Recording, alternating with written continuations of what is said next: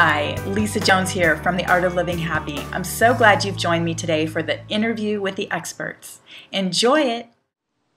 So today I am so excited to have Meadow Linn with me, the co-author of her latest book, The Mystic Cookbook, which I have right here. And I actually made the blessing oatmeal this morning, which was so exciting because I have had the same breakfast every morning, which was with bananas and strawberries. And today I had it with apples, and I had cinnamon and ginger, and it was absolutely fabulous. So welcome, Meadow. I'm so glad to have you here today. Thank you so much, Lisa. It's such a joy to be here. Oh, well, thanks. I'm just so excited that you had a few minutes of your busy schedule to spend some time with me to tell my viewers and my readers all about this great new cookbook. I am so blown away by everything that you put into this. It's not only a cookbook, which is it's a fabulous cookbook, but there's so much information about enhancing your life with spirituality and blessing your food and feng shui and everything. How did you come up with the idea of mixing it all together? Oh my goodness, I think it's been many years in the birthing process, if you will, that I've co-wrote it, as you know, with my mom. And so it's a blending of her background in spirituality and her 40-year career in mind, body, spirit with my passion and love for food and cooking. I cooked my first dish, I think, when I was 3. I wasn't tall enough to get into the cupboards, so I have this memory of dragging the chair from the dining room into the kitchen and crawling up onto the chair and stretch up and reach into the cupboards and pull out. I think I took peanut butter and tahini, some cocoa powder, a little bit of honey, and mixed it all together. We had pretty healthy ingredients in our I was going to say, those weren't the ingredients I had. I think I had space food sticks or something, you know? I mixed it all together and I rolled it into little balls, and then I rolled it in coconut. And I remember putting it on a little plate and walking around kind of cocktail party style and passing it out to my parents. So I recreated the recipe last year. That doesn't have a great name, tahini balls, but very descriptive. And they're actually quite delicious. So who knew I was onto something? Absolutely. It sounds like you were some great chef reincarnated or something, and that you just, had that passion to express your interest in cooking from a very young age. That's awesome. So tell me, what is your favorite part of the book? There's so much in there. I mean, is there a particular area, or, obviously it must be the cooking part, but are there some recipes that you like the most, or oh my goodness, it's the book feels like my baby. It's like asking a mother which child you like. Oh, I don't want to do that. Obviously, it's all. I feel like my favorite part is whatever part I'm reading or working on in that moment.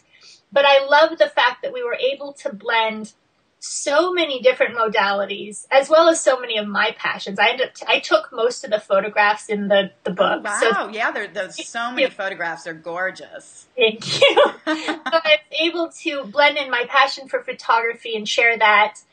And then the recipes, of course, these are recipes that they're tried and true. I've been cooking at my mom's retreat since I was 18 years old. So a number of these are recipes that I've been cooking over many, well, I don't want to say decades, but I guess it is probably decades. And so it's wonderful to be able to share that beyond the select few who are guests at our ranch.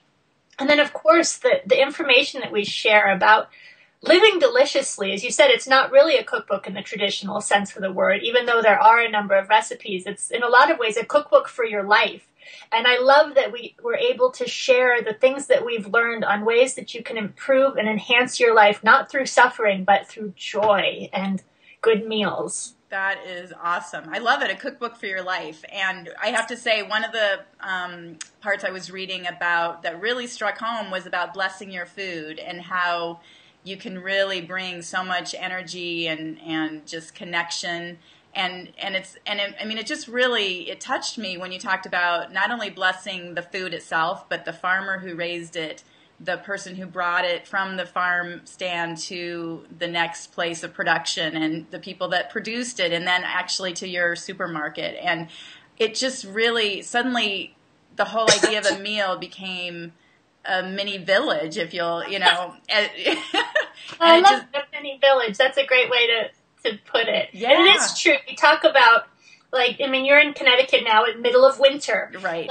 You take wet snow and you roll it to make a snowman. You know, you start with a little snowball, and it keeps picking up more and more snow until it gets bigger and bigger. We talk in the Mystic Cookbook about energy being that way. Your food starts as this little seed, but each of those people, the ones who plant it, the ones who harvest it at the market, who cook it, you know, bring it to your table, all of those factors, it's like that snowball gathering more and more energy. And I love that metaphor. And then also on a more physical level, I think that the importance of just being cognizant of our food. So often it just appears in front of us. Right. And we're not really aware of the fact that that was a living plant, a living animal, that lots of people were involved in that process. And when you spend that time thinking about the people, thinking about the plants, the animals, it deepens our connection to our food, which enhances our experience of it on all levels, physical, spiritual, mental. And I think that's very important. Or even taking a moment just to look. Like, I've thought of cauliflower as kind of it's an okay vegetable. Right, you know? Right. Not that glamorous, right? But I wouldn't, run far to get a piece of cauliflower necessarily. Right. Spend even 30 seconds really looking at it. Mm-hmm. Stunning. It is such a beautiful vegetable. It is a flower indeed. And when you spend that time with any fruit, vegetable, grain, whatever you're eating, and really look at it, that appreciation when you see how beautiful it is, that nature presents us with these beautiful things, and the more beauty you eat, the more beauty you see. Absolutely. Continue to eat beauty and see beauty and find it and see it in all parts of your life. And I just love that when you spend that time really looking or touching. Absolutely. It's food is sensual in the sense that it affects us on all levels. That's amazing. Well, that leads me, you also have a blog, right? Is it savortheday.com? Is that what it is? It is, yes. So tell me, what do you talk about on your blog? Well, it started as the idea of just savoring those moments. Mm-hmm.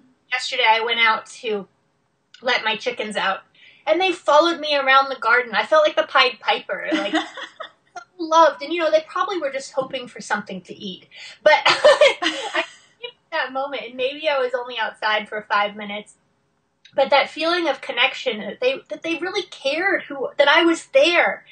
And so it started that way, my blog, kind of savoring those moments and like looking at the cauliflower and really taking them in. And those little moments can have that snowball effect into all aspects of our life. But in my blog, I tell a little story about something that's happened in my life, often about love or finding it or some experience, and tie it into kind of a greater experience I've had or lesson I've learned, and then I always mix in a recipe that's connected to that story. Wow, what a great idea.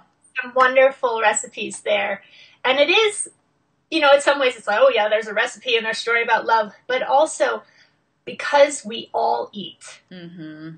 In the world has to eat, and everybody throughout time has to eat. We're all connected through food, and it's really a grounding force for all of us. And it's a connecting force, too, so that food, it's that kind of thread through all of our lives. And so I tell these stories about something that's happened in my life, but food is a constant thread. And for me, it is especially, so kind of the family joke that one of my memories is connected to food. My life is chronicled through food. I might not remember an event until somebody says, well, what did you eat? And then you can recall every detail, right? Oh, that's great. That's wonderful. Well, that's excellent. Well, and my blog is The Art of Living Happy. So I always like to ask people, what makes you the happiest? Oh, goodness. Well, the easy answer would be food. But I think it goes much beyond that. For me, that sense of happiness, it starts with those little moments. My morning tea. I spend few minutes every morning with or maybe more than minutes some days, cup of English breakfast.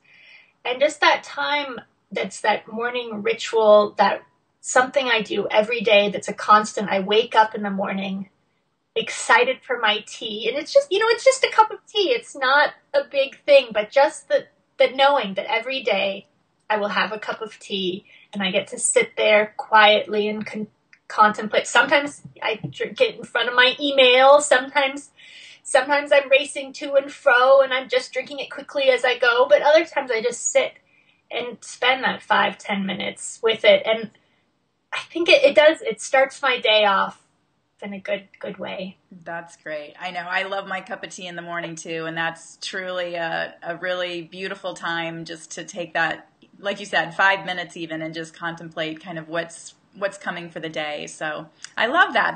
That makes me happy too.